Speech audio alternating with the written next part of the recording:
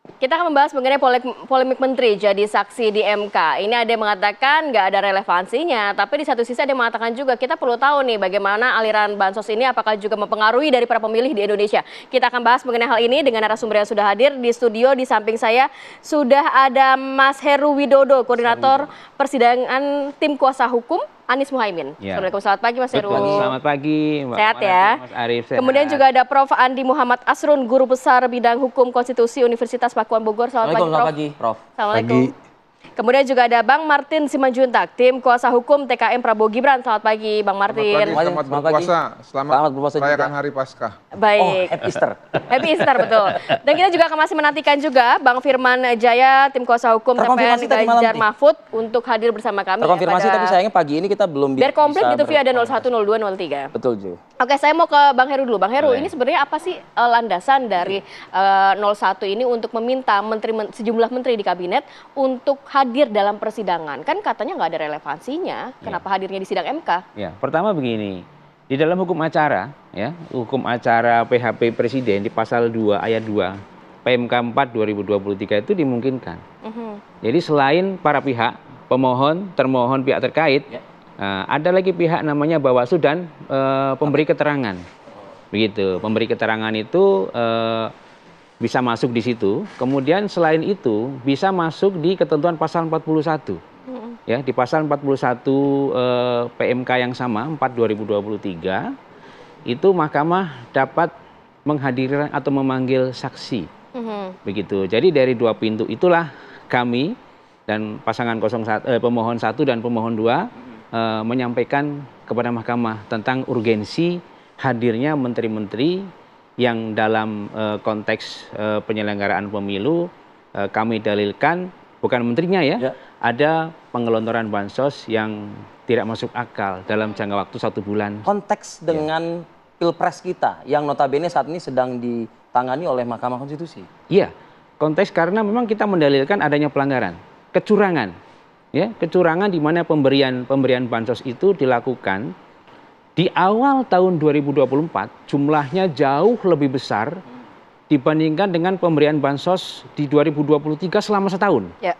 Nah, dan itu pemberiannya tidak melibatkan Kementerian Sosial, tidak melibatkan Menteri Sosial, tapi menteri-menteri yang terang-terangan menyatakan mendukung pasangan 02.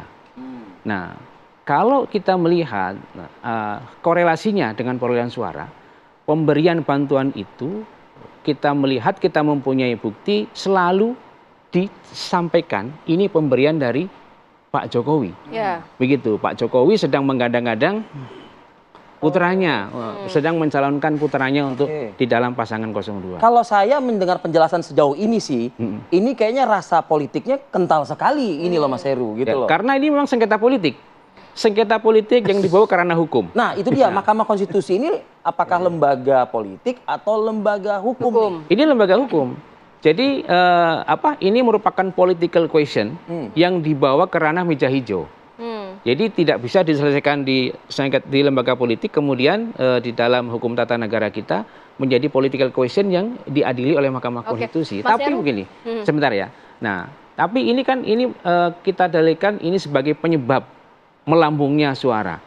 Kita bisa bandingkan, kita bisa bandingkan ya perolehan suara Pak Prabowo ketika 2014 tanpa dukungan Pak Jokowi. 2019 agak tinggi, 2019 anjlok. Berhadapan dengan Pak Jokowi pada saat itu. Iya, makanya. Kemudian di 2024 begitu didukung Pak Jokowi, kemudian bansos mengelontor, surveinya jauh sekali. Anda punya data nggak? Ketika 2019 yang berhadapan kembali dengan Prabowo Subianto, Joko Widodo, ada juga momen yang sama terulang begitu. Iya, jadi kami sampaikan pemaparannya ketika sidang pertama. Ya. Kita bandingkan perolehan suara Pak Prabowo 2014, 2019 dan 2024. Perolehannya kita sandingkan. Di 2019 itu Pak Jokowi menggelontorkan bansos juga nggak ketika itu? Iya, kita membandingkan perolehan suara Pak Prabowo aja. Jadi Pak Prabowo tanpa bansos 2014.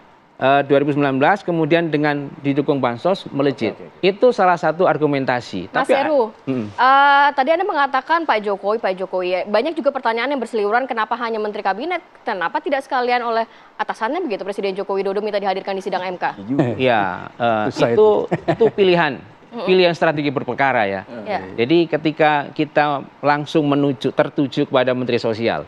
Menteri Sosial kan yang tidak dilibatkan, dia bisa menjelaskan. Tuh, saya nggak dilibatkan. Yang lalu-lalu saya dilibatkan, tapi yang ini enggak. Ketika pecah kongsi ya, ketika ada pecah kongsi politik, Bu Risma ditinggal. Baik. Gitu. Coba kita tanya ke 02, Bang Martin, ini gimana nih tanggapannya terkait pernyataan dari 01? Kenapa menghadirkan para menteri, sejumlah menteri? Orang hukum, Bang Martin juga orang hukum kan? Nah, ini gimana? Sidang MK. Jadi begini ya, yang pertama ya. Boleh-boleh saja ya seseorang mendalilkan sesuatu hal. Ya tadi kan disebut ada PMK lah, nomor sekian segala macam. Ya, boleh-boleh saja. Tapi kan kalau kita berbicara konteks sengketa pemilu di pasal 22 Undang-Undang Dasar, pasal 24 dan pasal 75 Undang-Undang Pemilu kan jelas. Yang diuji itu adalah hasil. Ya. Hasil loh. Berarti kalau kita berbicara hasil, 9% suara Prabowo Subianto dan Gibran yang melebihi kuota yang diatur oleh Undang-Undang Dasar ya, 50% plus 1. Itu kan mereka harus buktikan. Ada kesalahan hitung dari KPU atau ada penggelembungan suara gitu loh ya. Nah sekarang apa relevansi dari menteri-menteri ini ya, yang dibilang bansos-bansos itu dengan 9% suara. Saya tarik mundur dulu. Sehingga bisa ya terjadi putaran kedua. Bisa nggak mereka buktikan itu? Lalu yang kedua, menterinya ini kan sebagian anggota partai politik tertentu yang mungkin saja diberikan kode senyap. Ya kita nggak tahu loh. Menteri-menteri itu juga yang harusnya menangani bansos. Salah satu menteri dari 4 menteri itu adalah anggota partai tertentu. Yang mungkin saja ya nanti kalau dihadirkan, mungkin saja loh itu tidak memberikan keterangan ya sebagaimana mestinya. Dipengaruhi underspelling bahasa Inggrisnya gitu loh. Oleh kepentingan-kepentingan parpol tertentu. Bisa saja. Tapi intinya apapun itu kami hormati. Ya, kenapa sih kita tidak melihat ya contoh seperti ini? Tadi kan dibilang bansos. Di Bali, PDI Perjuangan menang tebal sekali. Ya, kenapa bisa Prabowo Gibran menang? Kalau kena bansos, kok bansosnya kena setengah doang? Kenapa kok milih PDI Perjuangan? Kalau bansos nih, ya, lalu di Jawa Tengah sama, PDI Perjuangan juga menang tebal. Kalau masalah bansos kok milih PDI Perjuangan? Kenapa nggak pilih partai yang dibilang partainya Jokowi itu loh? Kalau bansos nih, atau pilih partai yang lain, partai Golkar, partai PAN, atau partai Gerindra, PDI menang telak. Dan kalau kita buat skala yang lebih kecil lagi nih ya, Jokowi bayangin, punya partai. Ganjar Mahfud kalah dengan suara Bapak siapa? Said Abdullah ya? Oh iya, 650.000 berbanding 250.000. Padahal PDI Perjuangan itu salah satu partai pendukung pendukungnya Ganjar Mahfud mendapatkan perolehan suara 650.000. Kalau kita tambah lagi dengan perolehannya Pak Ahmad Baidowi dari P3 dapat 350.000. 900.000 barang itu. Kenapa Ganjar Mahfud cuma dapat 950.000? Kan harusnya mereka nih koreksi ya. Apa yang salah? Bang Martin. Yang salah tuh sebenarnya paslonnya kurang qualified atau mau cari-cari kesalahan gitu loh, karena bansos. Kita balikin lagi lah ke Mahkamah Konstitusi ya begitu ya. Dalam artian nggak haram kan kalau misalnya Mahkamah Konstitusi membahas soal kualitatif kan, tidak ujuk-ujuk serta-merta harus selalu kuantitatif. Jadi kalau kita lihat di pertimbangan Mahkamah Konstitusi tahun 2019 kan sama TSM juga. Apa hasilnya? Bisa nggak dibuktikan ada selisih suara? Untuk itulah pasangan 1 dan 3 iya nggak apa-apa. Menginginkan kalau tidak hanya terbatas di kualitatif. Kalau mau dicoba lagi ya nggak apa-apa. Siapa tahu beruntung. Tapi kalau kami ya terus terang ya, kami optimis ya. Karena memang normanya sudah mengatur ini mengenai selisih hasil ya sudah itu yang akan diadili. That's it. Dan kami optimis pasti kita dapat hasil yang terbaik buat presiden yang meskipun terpilih, menurut 1 dan 3 Prabowo dan Gibran.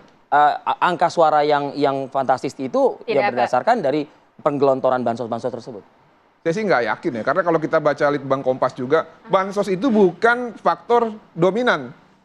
Beralihnya suara Ganjar kepada Bapak Prabowo Subianto secara berangsur-angsur, secara masif. Dari 34%, Pak Ganjar nyungsep jadi janggar itu 16%. Dan Pak Prabowo naik jadi 50% lebih. Baik. Coba nanti dibaca lagi, kalau yang sering-sering menggunakan Litbang Kompas itu baca secara detail apa faktor dominannya sehingga ada pergeseran suara. Saya mau ke Prof dulu sebelum ke Bang Heru lagi. Prof, ini sebenarnya kalau dari sisi untuk meminta menghadirkan dari menteri-menteri ke sidang MK ini bisa ya? Syarat-syaratnya apa saja dan apakah juga akan merubah hasil yang gapnya cukup besar ini? Oh, izin Prof, kita jawab nanti gimana, Prof? Oke. Di segmen berikutnya ya Prof, ya, tahan dulu. Saya sebagai hakim konstitusi, saya meminta waktu. Prof, untuk kita jeda, kami akan kembali saat lagi. Sudah ditenggorok aja.